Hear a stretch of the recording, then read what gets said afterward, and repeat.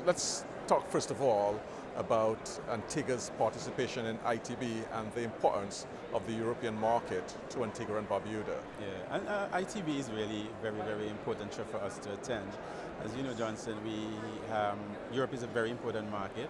Over 20,000 Europeans visited Antigua and Barbuda last year. So it's a market that we really have to put some more focus on and ensure that we continue to grow that.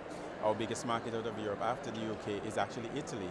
And we're close to over 10,000 Italian visitors to Antigua and Barbuda. Then comes Germany, France, and the other markets. But it's important for us to be here. We have direct flights from Europe, from Frankfurt, that comes once weekly to Antigua and Barbuda. We have a direct flight out of Italy as well, that comes in once weekly from Milan. So it's important to grow that business as we diversify our product and ensure that we have, the adequate airlift coming into the destination as well as the marketing efforts behind of that to support it. What is it about the Antigua and Barbuda product that makes it attractive to the European visitor? To the European visitor, particularly our beaches. I think we stand out with the beautiful beaches that we have, particularly with our Italian base. We have quite a large expatriate Italian population in Antigua and Barbuda. We are here on stand with Ocean Point, which is a local property recently opened, which is owned by Italians, and they work very well with Eden Viaggi, our Italian tour operator. So Antigua has always been very attractive to the Italians, and with the German market as well. So Europe is important for us. It's important that we let our tour operator partners know that Antigua and Barbuda is easy to get to, same day, and that makes a difference.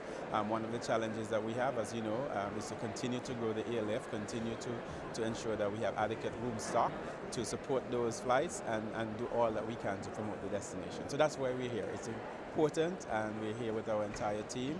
Our minister is here as well, Honorable Asate Michael, and key members of our tourism team from the UK, and we're working with all our partners to ensure that this destination is front and center in the minds of all the people who sell it in Europe, so that we can do the best that we can. And clearly, with your presence here and the size of the team, you seek to demonstrate that you take it seriously, do you? Absolutely. And this year is an anniversary year for us. We're actually celebrating our 60th anniversary of Carnival, which is the greatest summer festival in the region, and also our 50th anniversary of Sailing Week. As you know, Antigua and Barbuda is a mecca of Caribbean sailing, and this year is turning out to be an exceptional year.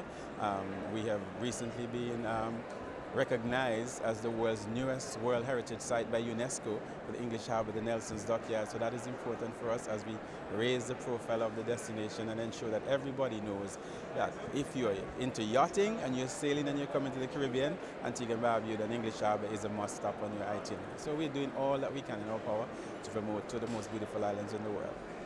You mentioned the Sailing Week. What's in store for the 50th?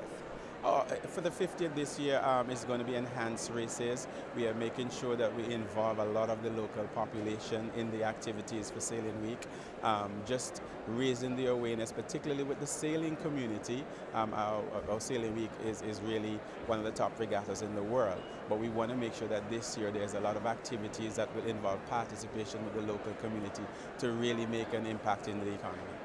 When is it taking place? April 28th to May 5th.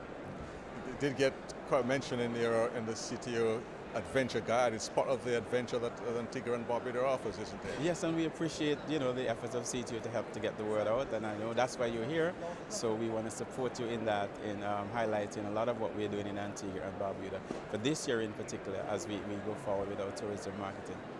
And what can we look forward to for the 60th year of Carnival? Well, the 60th year of Carnival will be fantastic in the fact that we are really celebrating through the years how Carnival has evolved in our country from since the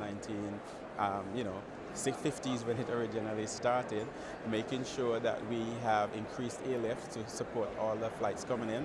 For example, from the UK this year, we're increasing our flights back to daily during the summer periods to take care of the increased demand for the destination, working in particular as well in the region with our regional airline partners to drive business from Trinidad, from Barbuda, St. Lucia, the US Virgin Islands, to make sure that this year when we have that anniversary year, we will have adequate airlift for a lot of the Antiguans and a lot of our Caribbean neighbors to return to Antigua to celebrate with us. Thank you, Colin. Thank you.